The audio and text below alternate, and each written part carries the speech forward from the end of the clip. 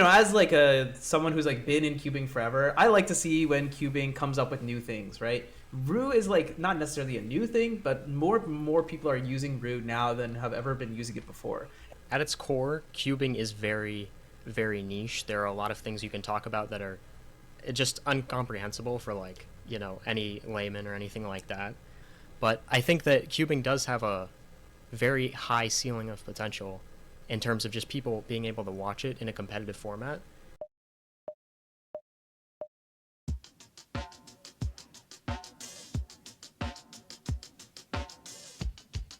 Hello, everyone, and welcome to Plus 3, the most peaceful podcast on the internet. I'm Matt Rozman, joined by Manu Singhal and John Epley, with special guest STUCube. How are you guys doing, Stu? How are you doing? It's very kind of you, Rozman. I appreciate you singling me out here. I just want to ask, how are you doing, Rozman? Because I'm doing amazing today. Terrible. I'm doing absolutely awful. Okay. I had the worst ride of my life. I'm crashing out right now because I just want to explain to people what happened. I was at a band practice before we started recording. Before we were supposed to record, I was at a band practice about 15 minutes away from my apartment, right? Basement. And basement. Okay. I go out and the roads. First of all, my car couldn't get all the way up my guy's driveway. I couldn't pull into the driveway all the way because the car just kept spinning its wheels, so I had to park on the street where I wasn't allowed to park because there's a bike lane there. Apparently no one's biking in the winter. Who needs bikes? I'm just I realized what hat I'm wearing and I said who needs bikes. But no, the entire time I'm driving back is just horrible. I'm fishtailing, I'm sliding everywhere. I'm not having a good night, Stu. And you know what? You can bet with these two bozos here, my night's gonna get worse. It's getting worse. I'm done with Plus 3. Oh man. I've had it. Oh man. Okay. Is that, anyway, is that a world record Manu for the earliest crash? That has to be, yeah. It's That like- was incredible. Honestly, I needed the Rozman crash out content, so I'm satiated. I haven't crashed out in like a couple episodes, so You were due. But You were due. yeah, for it. Manu, John, how are you guys doing? What's going on with you We're guys? just chilling. I didn't have to deal with any fires or snow here in LA, so. Yeah, things are going well. We're mentally recovering from the Lions game. We're still pretty upset about Ben Johnson having a new job within the division 2 days later with a fully picked out staff. That's a little suspect after some play call decisions, but that's not what we're here to talk about. Not at all. Hey, I think we gotta start this off here. So, sorry, there's been a lot of football-related trauma going on for us in the NFL playoffs.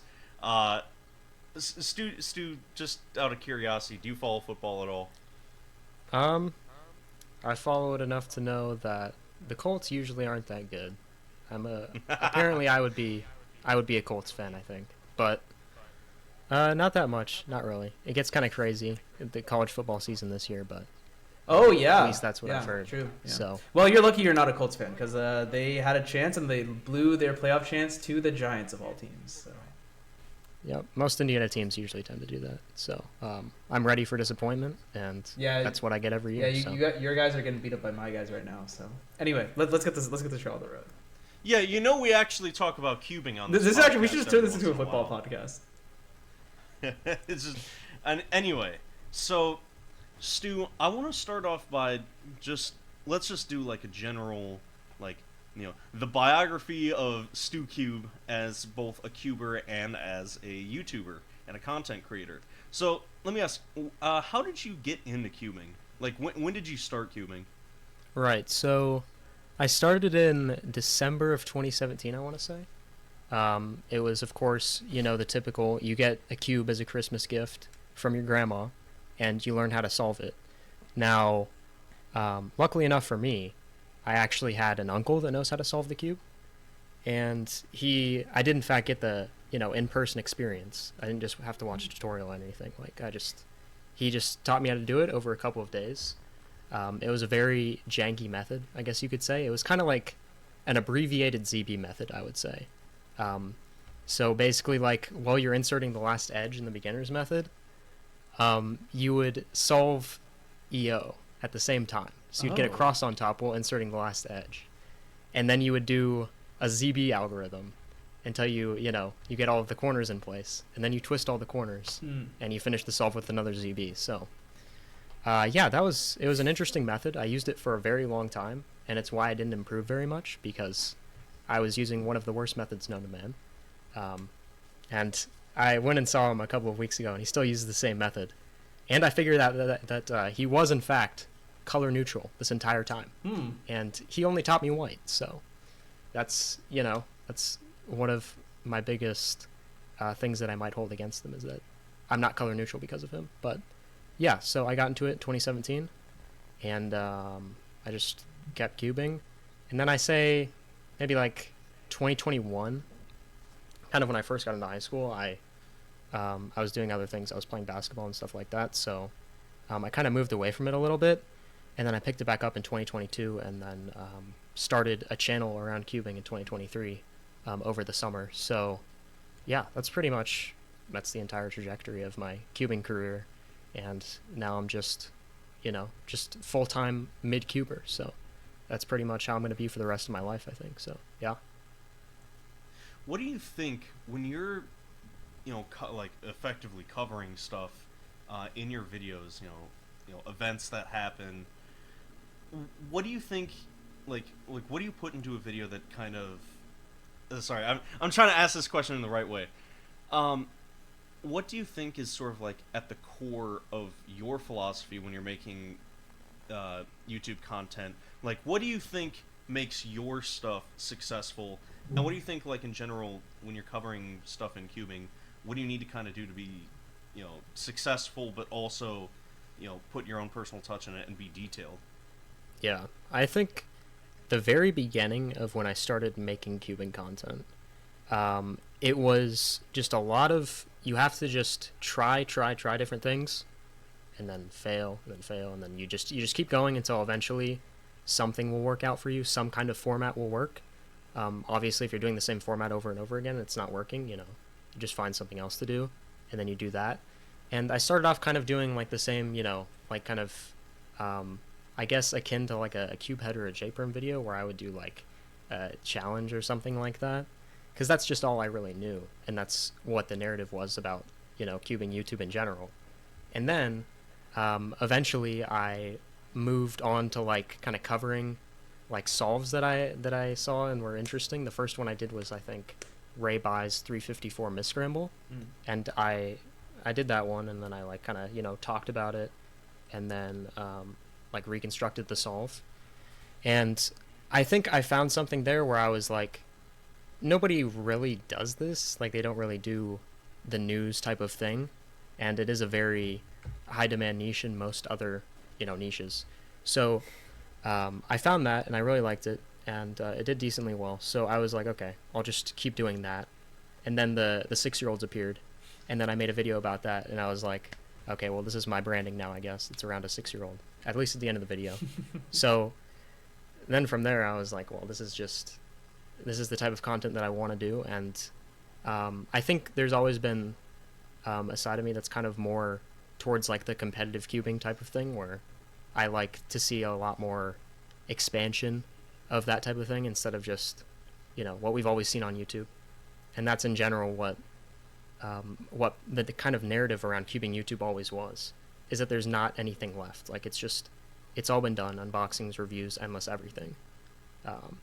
So I definitely think there's a lot more cubing content that people just haven't done yet, that is yet to be discovered. So then I got here, and my content's kind of changed a little bit to the point where I'm more broad with it. Like, I'm kind of a little bit more picky in what I want to make a video about, because I know that certain things appeal to a broader audience, like beyond just cubing, and certain things don't. So yeah, like, I could make a video that's great for the more niche community, but that doesn't mean that a broader audience of people will like it. So yeah, that's been my main focus over the last couple of months, especially, is just trying to make it as accessible as possible to everybody outside of cubing, because that's going to be the main path forward for our improvement of the sport and everything like that.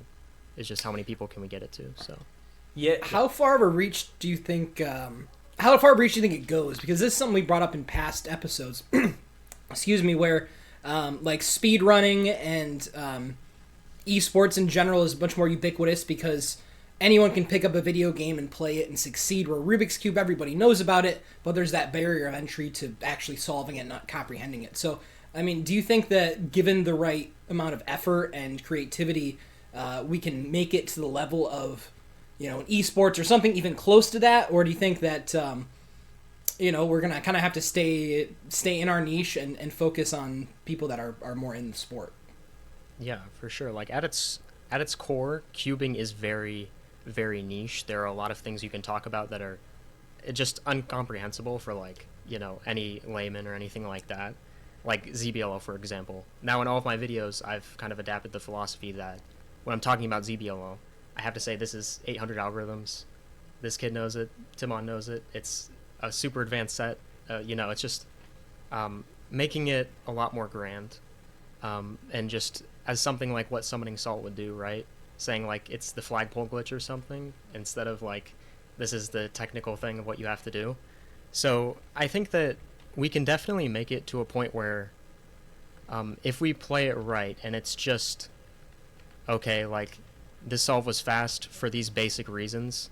Like, he could see the moves before they were happening, instead of, like, oh, he has this look ahead for this pair, and then he goes into this pair, and then he does ZBLS. Like, nobody knows what that is, right? It's cool to, like, hear those terms sometimes, but nobody really knows what they are. But I think that cubing does have a very high ceiling of potential in terms of just people being able to watch it in a competitive format. And I think that at least through YouTube, I could definitely do that in the way that any other, even like speedrunning or esports channel has. Because at the end of the day, it's just a cube and a timer. And I don't have to exactly explain everything that's going on for it to still be, you know, entertaining. So I think the sky's the limit, really, and that's kind of the mentality that I have to have, at least when I'm making content, is that I'm just trying to get it out to as many people as possible at this point, and you know, whatever means I can make to do that, and of course keep it interesting for the community. But yeah, I do think that we have a huge ceiling of potential that just hasn't been remotely reached yet, and we can tap into that. So yeah. What do you think is like the next barrier for cubing to break through in order to like hit like the mainstream? You know, like, because like Mike from SpeedCube NZ, he talks a lot about how like Red Bull was huge for cubing, right? And then like the SpeedCubers documentary, that was also huge for cubing. So many people like got to know more about cubing. Your sphere is like a little bit like it's very different, right? Because a lot of people these days don't spend time watching TV, or you know, they don't spend as much time watching sports. Instead, like all of it is like sitting on YouTube, right? So it's also different, like how the demographic is changing. Do you think there's like a specific barrier that needs to be broken on like YouTube, or like basically, like, what do you think the growth of cubing media, cubing live streaming, cubing content creation, and all that stuff, where do you think that lies? I think it's more just talking about the sport. I don't think we have enough like coverage of these type of things. Like, obviously we have streaming, we have SpeedCubing TV, it's great. But the next level to that is like a bunch of people making a bunch of different videos talking about it, like what we're doing now, and also just, you know, like kind of what I do, but I feel like people could get even more broad than what I do. And yeah, it's really the coverage of it, and then the storytelling is what I think is a huge untapped potential of cubing. Even just cubing history, I've started to try to incorporate more of that into my videos and like kind of, you know, interweave it into what's happening now. So I think that storytelling is like a huge part of it, and it's one of kind of the crafts that I've tried to get a lot better at over time, is not just how the video looks, but like what I'm saying, and how that can kind of relate to a, you know, a normal person who doesn't know what any of this is or what's going on. So I think the next barrier is really, we have, you know, whatever event it is, and then we just have a ton of coverage on it, and we'd have short form content, long form content, everything, and it's just covering the events more so than just having them. So yeah. Yeah, let me ask, just kind of as a personal interest thing, do you have a favorite cuber that you like to watch, or that you like take inspiration from? Or actually, hold on, let me do a different question. do you have a favorite cubing content creator that you take inspiration from? I liked, at least in terms of like filmmaking and storytelling, I like a lot of Chris Olsen's stuff that he used to do back in the day with the documentaries, stuff like that. I really think that it told the story of cubing in a way that we've never seen, maybe still not even since then. And that's just part of it, is just getting the story out to other people. Yeah, so that, I've watched like everybody probably, but a lot of my content is pretty similar to what CubeMaster's been doing for the last couple of years, at least in terms of the level of how niche it is, or like exactly what he's talking about, and he like just covers events and stuff like that. So that's what I think we need more of in the community, is just covering the events in general. So yeah, I guess in terms of inspiration, like literally any cubing YouTuber you could possibly think of, and then yeah, those are the main people I would say. It's more so, for me at least, it's more outside of the community that I would take inspiration from, because that's how you make content that's in a niche community, is you just take from other communities and then, yoink it and twist it, and eventually, you got a good product that's inside of cubing, and that's how we'll grow it, is not exactly copying, but I mean, you just have to take things that people have already done in other niches and then, change it a little bit to fit cubing. Yeah, I guess on that note, do you think cubing currently has a summoning salt? Like cubing YouTube has a summoning salt right now, and if not, do you think that's like kind of what you're going for, or is it like a little bit of a different angle to it? Right. Sort of. I guess on the note of like what I'm going for, it's sort of like that. For me, it's more so like I'm covering the events that are happening like in the moment. But at least in terms of summoning salt stuff and cubing content, we've gotten like, obviously Matthew Mayernick used to do like the shorter videos back a couple of years ago that were like that. It used the same music and stuff as obviously like inspiration. But cubing in terms of that like type of niche of video, it could be huge in that, because it literally is speed running in a way. So I think that I could see myself like making a big video in the future or something that's kind of like what he would do. But at least right now, with how long my content is, it's kind of it's a very short period of time to be able to explain all of that type of stuff. Yeah. But I really take inspiration from how he explains it, and how he makes very complex topics into things that are very digestible, and that's how we get the sport out to more people, is just making it understandable for everybody. So he's one of the greatest of all time at that, and yeah, he's how we should storytell, I think, in Cube. Yeah, only summoning salt could get me to like watch like an hour and a half long video about some stupid Simpsons games that I'm just like, this is like looks dumb. I don't care. I know the Simpsons, but it's interesting. Don't disrespect Simpsons hit. Dude, it was actually really interesting, and like the progression I thought was really cool. And I think like there's a couple people I think in like cubing YouTube, or who have at least gone down that path, and I think that's really interesting, because I think that's how a lot of people like learn about speedrunning to begin with. So yeah, it's just making it as digestible as possible in those ways, and he can make anything interesting. So those are the comments I was talking to you earlier about. The comments that I love to see on my channel are like, I had no idea this existed, and I don't know why I watched this whole video, but it was interesting. So yeah, that's what I'm aiming for. Yeah. Hey, I think we're gonna kind of pivot a little bit to, I guess this is kind of both an event and a bit of a discussion, and I will be totally honest, as someone who does not engage with Roux at all, this is kind of out of my wheelhouse. So, correct me if I'm wrong here, I probably am, but we've reached sub 4 Roux solving in one-handed, correct? Or is this two-handed? What? OH Joy. would have been wild. Oh my god, I Not had yet, a not moment. yet. Oh my god. Wow. I'm out of it, but basically, we're kind of looking at like, how big is this that like Roux is actually getting sub 4 solves? I mean, I don't want to be a hater, but does it really matter when like in the CFOP and ZB world, how much does this impact, like, the wider, sport of cubing? Yeah, I mean, here's my take on it, right? So, as like someone who's like been in cubing forever, I like to see when cubing comes up with new things, right? Roux is like not necessarily a new thing, but more people are using Roux now than have ever been using it before. And actually, this actually goes back to like the last video that Stu posted about like how like there's like so many resources out there, right? The reason why CFOP is so popular is because every single beginner's method teaches you like some basic version of CFOP.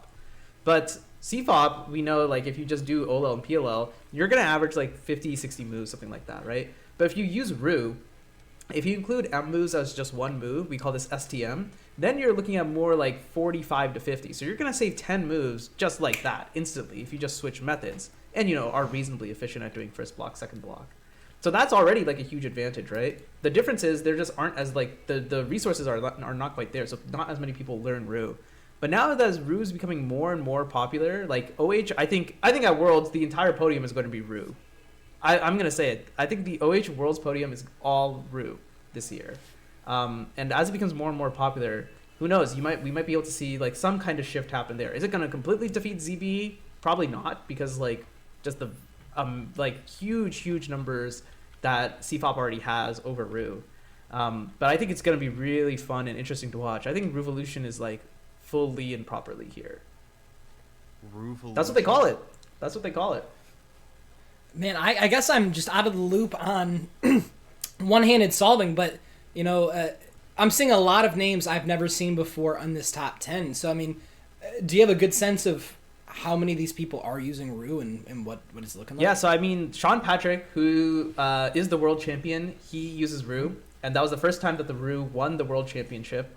Also up there should be Fahmi from Indonesia, also like an extremely good solver. The only barrier I see is the Chinese kids. It's literally just Zhen Chen and like the other like Chinese kids who are learning CFOP and ZBLL.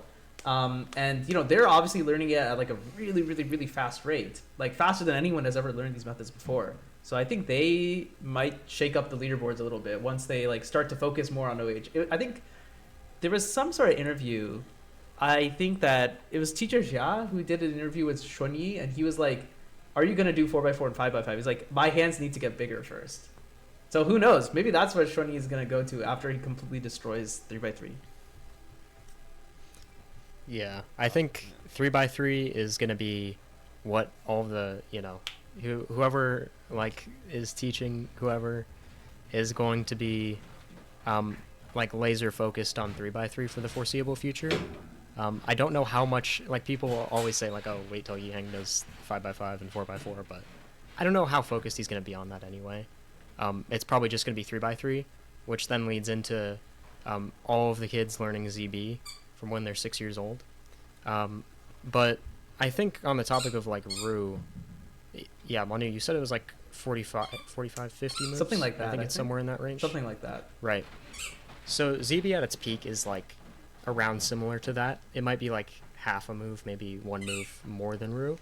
But I think not only like the amount of people who are going to be learning ZB for the foreseeable future, because it's just seen as more viable than Roux, whether that be, TPS, whatever, like the ergonomics of it. I don't think that we're as advanced in terms of just plain knowledge of how to build the first two blocks as we would be in CFOP F2L, because there are just so many resources out there for F2L already. And then, I think that eventually if enough kids do ZB from a very, very young age, I just don't think that Roux will be as viable in the future, because it would need a lot more development, at least to get to the highest level from where it is now. I just don't think it's at like the same level of advancement as ZB already is, because you start with the base of, having F2L. So at least that's what I think, but I'm not a huge Roux knowledge person, but that's just what I see from the narrative. I know my friend Dylan Govic is watching this, so Dylan, you can go and correct all of us and tell us that we're all wrong, and that Roux has actually always been the future from the beginning. Yeah. Yeah, like I said, this is like, if there are some things that are like out of my wheelhouse, this is All I'm saying is It's on that if another when planet. if slash when Roux gets the 3x3 single world record or average world record, Oh. there's gonna be a STUCube video on it about like the great Roux shift or whatever, right? Like that's what we're gonna call it, something crazy like that. So just watch out. Watch It's out. already Just, got world record average. just keep sorry for 3x3. For I think it's possible for 3x3 too. Who knows? Oh wow. Let's just leave all the cards on the table, you know? That's actually such a. Yeah, crazy I think thing. it is a crazy take. I think it might be unrealistic, but look, That is. We are smoking on the most dangerous substance. look. All I'm saying is like if you're worried I- about TPS, you can have slow TPS for Roux. You can have slow TPS to begin with, but then those M moves. Watch Alexei Svetkov's 395. He does LSE like last 6 edges in I don't even know. It's just ridiculous. You can look at the reconstruction. It looks like a ton of moves, but because they're like M and U moves, dude, you can like flick so fast. It's very very impressive. Yeah. This is something I'd love to see personally, at least as an experiment, is if we got somebody like Xuan Yi or someone like Qi Shen, and instead of turning them into a ZB solver, we just tried to go full force with Roux and see at least how far you could take, you know, the knowledge of all the block building that you're given from a very young age. And we see how far they could go. I don't know if it would rival ZB, but it would still be cool to have a very, very fast solver that started out very young as a Roux solver. So I don't know. It's just we haven't had that many top competitors, at least in 3x3 using Roux. So that'd be interesting Yeah, to see. that sounds nice until the proverbial snake comes down and leads cubers to the tree of the knowledge of ZB. Like that, I'm sorry, that's not gonna. Let's get real here. Like, we're talking. I'm not gonna crash out. I'm not. You crashing out, sound guys. real close there, buddy. No, I'm just like. I'll sit here and say it. Rouge stupid. Like, it is actually like, if in two-handed solving context, it, like, as a method, I don't get why anyone would choose it over CFOP or ZB. ZB, in my opinion, is the optimized version of Roux. It's just better Roux. So why solve Roux? Yikes! That was like a negative 5 billion aura take. That like made no sense at all. Just kinda, let's move to the next topic. I'm as your friend, I gotta stop you from digging this hole, man. Let's move on. Let's move on. No, I just don't understand why people would choose to solve like that when there are better ways to solve. Dude, actually, this is gonna be Like- great. The comments are gonna be amazing. We're gonna go through all the comments in the next video. It's gonna be fantastic. It's gonna be so much fun. This is perfect. No, It's all but set it's up. like if you're a Roux solver, I'm sorry. He's still but, like- going. Like, what's your problem? You know? I Like, think Manu, can you Xuan Yi's say gonna the win name- Worlds with M moves in his ZB solves. I think that's what Rozman's trying to say, is that, you know, you got to combine Roux and ZB, and, you know, Xuan Yi's going to win. So, yeah. I, mean, I I think- said Schwenny was gonna win anyway. Rozman's gonna see someone get an H perm and he's gonna assume it's I mean, for what it's worth, you could get that as LSE. So that would be nuts. That'd be nuts. EO skip, or I guess after CMLL, yeah. If you get H perm, that would be crazy. Just learn CFOP. Anyone who's watching this, just learn CFOP. If you're 5 years old and watching this, learn ZB. Don't learn Roux. Don't learn like ZZ. You know. Valid take. I appreciate you saying that. It's a valid take. Anyway, before I say anything else that could get me thrown out of a building, we have begrudgingly. We have to talk about, and I say begrudgingly because of what the event is, but there was a new world record single in the clock event. Lachlan Gibson with a 186 single. I also want to bring up, he also got the Oceanic record average with 258, which I think is WR3. I think it's behind Volodymyr and... Oh, it's not Bendy. I don't think it's Bendy. I can't remember who else. Let me quickly the professionals. Tell you what, I can't remember either. Who has Eric that clock average? Kasparek. Ah, from Who Poland. is Eric from Poland. Kasparek?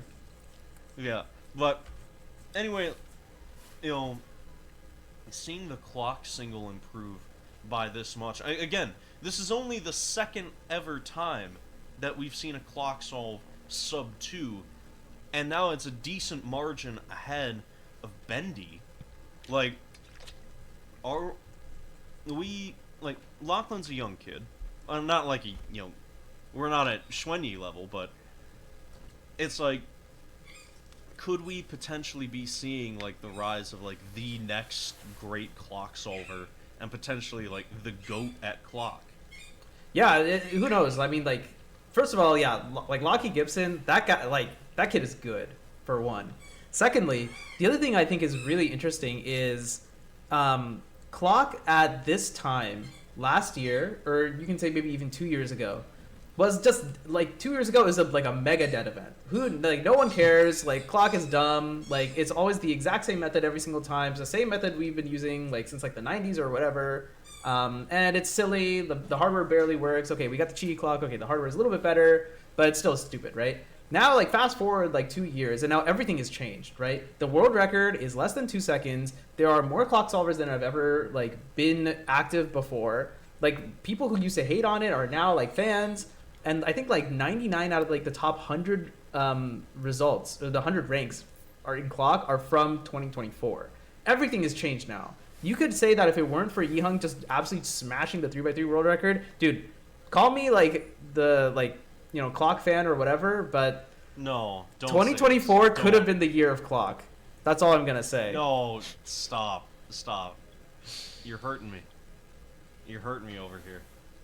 World Clock Association, let me tell you. I think 3x3 should be removed from the World Clock Association. If that was the case. Yeah, it's over. Most definitely. It's over. If we want to deal with the young Chinese kids, let's just all get rid of all events and you do the one event that none of them would do. Easy. Square one.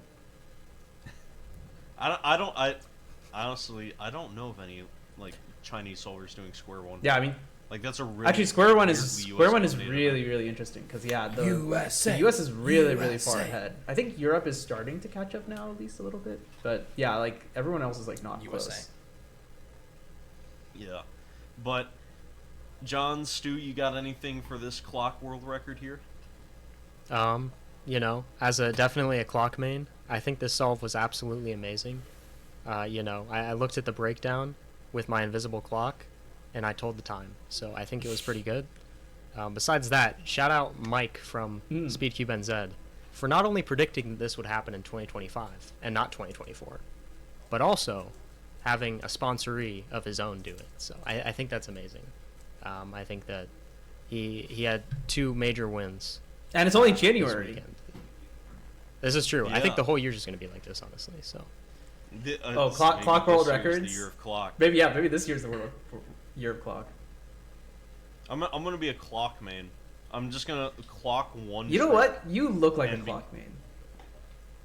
Like I just like I can see it. You know. What does that? I can just picture it. Look in the mirror and figure it out. But a 186 on clock. That's a 12 mover. B-Paul. No simul skip, 6-tick D move. I mean, clearly the sky's the limit. So I'm excited to see where he goes. The professionalism right there. Seemed to have a lot of clock deep knowledge. From yeah, wow. there. I didn't know you were goated at clock, bro. That was crazy. But congratulations to Lockie on the world record and the WR3 average. I guess, gentlemen, do you guys have anything that you want to say, anything that you want the viewers to ask us? Actually, wait a minute. Ask viewers, people of +3 and SpeedCubing TV. Comment down below. Ask STUCube a question. I guarantee you, wink, wink, nudge, nudge, he will be down there in the comments to respond. But yeah, like both about STUCube and also about Roux. Like, am I kind of dumb for my takes on Roux? Well, hold on. You're not a viewer. You're not commenting. I'll put a comment in. I'll put a comment in. I would rather the people tell me that I am stupid than my co-hosts on the podcast But yeah, you guys got anything else you want to say? It was fun having you on, Stu. I think it's gonna be really interesting to see where speed cubing goes. I guess like last thing I guess I'll ask is, what do you think we're gonna see in speed cubing 2025? What are your predictions?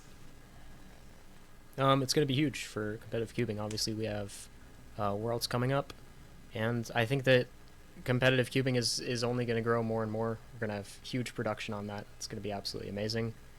And yeah, we have a lot of stuff coming up. So I think everybody should just be prepared for maybe like the best year in competitive cubing ever, just in terms of the narratives we already have going. World's going to be insane, and yeah, we're just going to have a lot of content. And I think that it's only going to grow, at least in terms of the competitive side. Don't even need people to get into solving the cube. We just need to get them into, watching it. So I think we're going to make huge strides this year. And yeah, sky's the limit. To boil down what he's saying, Speed subscribe to Speed Cubing TV and subscribe to STUCube. This is true. Subscribe to us. Subscribe to STUCube. Watch +3. Watch STUCube. Like, comment, subscribe, notification bell, merch whenever we have it, super chat.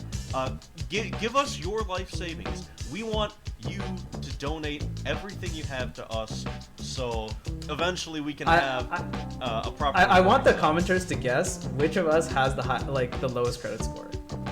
I think that'll be good. That'll be good. Will they be surprised? we can go credit score for credit score. But yeah, I think since we've hit that point where we're talking about our credit scores, I think that's gonna do it for tonight. Thanks, Stu, for coming on. Everyone at home, thanks for watching +3, and we'll see you next time.